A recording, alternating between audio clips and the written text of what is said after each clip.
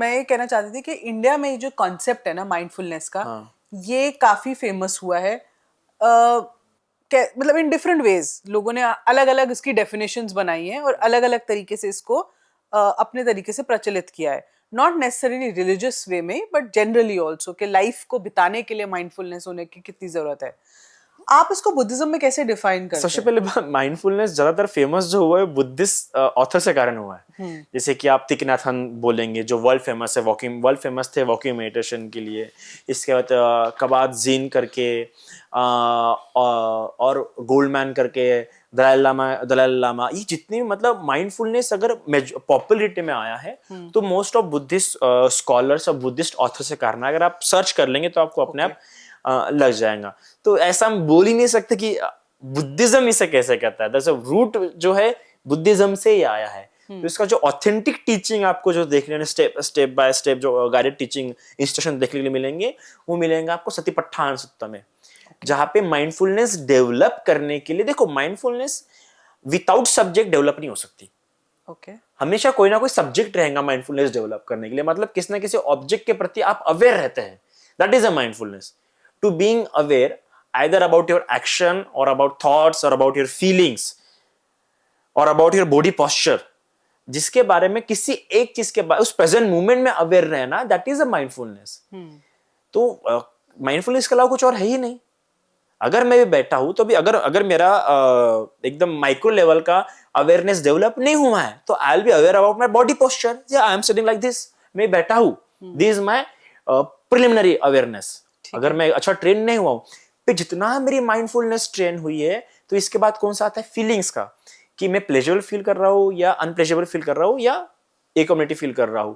फिर और आपकी डेवलप हो गई है तो उसके बाद होंगे कायानुपश्यना, वेदनानुपश्यना, चित्तानुपश्यना। फिर उसके बाद होता है थॉट्स का कैटेगराइजेशन, कि मेरे थॉट्स रिमोर्सफुल है, लस्टफुल है, या फिर मतलब उसमें कैटेगरीज बताई गई है बुद्धिज्म में। एक 8 लिस्ट दी गई है, 8 ऐसे शब्दों की लिस्ट दी गई है। फिर वो कैटेगराइज करता है कि मेरा थॉट कैसा है। फिर अगर और आपकी माइंडफुलनेस डेवलप हो गई, फिर आप एक एक थॉट के प्रति अवेयर रहते हैं। तो ये डिपेंड करता है कि आप माइंडफुलनेस के किस लेवल पे है, किस स्टेज पर। जैसे आगे बढ़ता जाएगा वैसे वैसे आपको न्यू सब्जेक्ट मिलते रहेंगे अवेयर रहने के लिए। But it is always about you, your thoughts, your posture, not about others. Understood. तो फॉर अ लेमन या समबडी हु, जो आम इंसान है जो बुद्धिज्म के बारे में नहीं जानता है, पर उसको ये माइंडफुलनेस की प्रैक्टिस या वो अवेयरनेस लानी है, तो स्टार्टिंग पॉइंट क्या होना चाहिए? What are the few things one can do? Breath is one of the best. और ये बुद्धिज्म में एक यूनिवर्सल मेडिटेशन ऑब्जेक्ट या सब्जेक्ट कह सकते हैं आप। तो जिस किसी को भी मेडिटेशन करना होगा विदाउट गाइडेंस भी, तो भी वो ब्रेथिंग कर सकता है। ब्रेथिंग में कैसा भी, कई लोग बोलते हैं कि प्राणायाम समान नहीं, प्राणायाम बहुत अलग होता है। प्राणायाम में क्या होता है कि आप ब्रेथ को कंट्रोल करते हैं, है ना। बुद्धिज्म में ब्रेथ को कंट्रोल करना सिखाया जाता ही नहीं। जहां पे कंट्रोलिंग आ गया वहां पे आप नेचर को नहीं देख पा रहे, अपने बॉडी की, आपकी बॉडी जो फील कर रही है उसको नहीं देख पा रहे। और हीलिंग कभी शुरू नहीं हो सकती। हीलिंग तभी शुरू होंगी जब अपने बॉडी को ऑब्जर्व करेंगे, आपकी बॉडी आपसे जो फील करा रही है, तभी हीलिंग शुरू होंगी। तो इसलिए ब्रीथिंग जैसी है वैसी आपको जानना है। गर्म है तो गर्म है, ठंडी है तो ठंडी है, तेज है तो तेज है, धीमी है तो धीमी है, लंबी है तो लंबी है, छोटी है तो छोटी है। क्योंकि जैसे आपके, अगर आप बहुत ही गुस्से में हैं तो आपकी ब्रेथ अपने आप फास्ट हो जाएंगी। तो जो आपकी पहले ब्रेथ को ऑब्जर्व करते करते धीरे धीरे आपका अपने आप रिलैक्स फील करना शुरू कर देते हैं आप।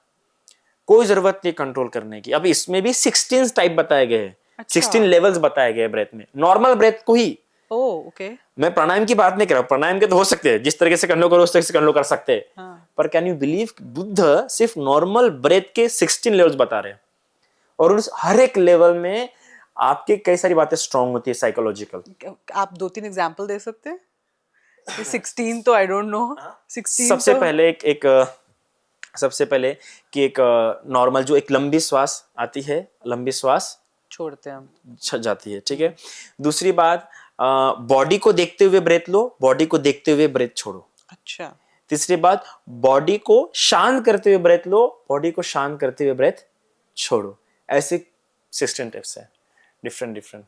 तो कभी ऐसा नहीं होता जब हम ये ब्रेथ वर्क कर रहे होते हैं, आप अपने माइंड को भी, ऑब्वियसली शायद ये कॉन्शियसली हो जाता है या अनकॉन्शियसली हो जाता है, आई शुड से, आपके माइंड में कई तरह के थॉट्स आने लग जाते हैं।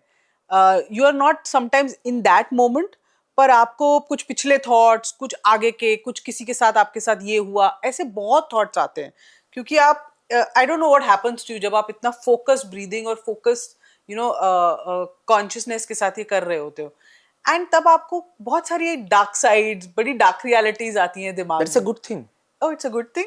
इट्स अ गुड थिंग अगर आपको, क्योंकि अगर बहुत फोकस स्टेप में अगर आ रहा है तो हाँ. ऑफ कोर्स वो बहुत ही दबे पुराने थॉट्स थे Okay. जो आपको ही पता नहीं था कि आपके मन में है, ये वो उभर के आ गए. ऑब्जर्व कर लो, ओह माय गॉड मेरे मन में ये थॉट था, अभी तक था, मैं भी तक ऐसा सोचता था, ये बात मुझे अभी भी प्रॉब्लम दे रही है.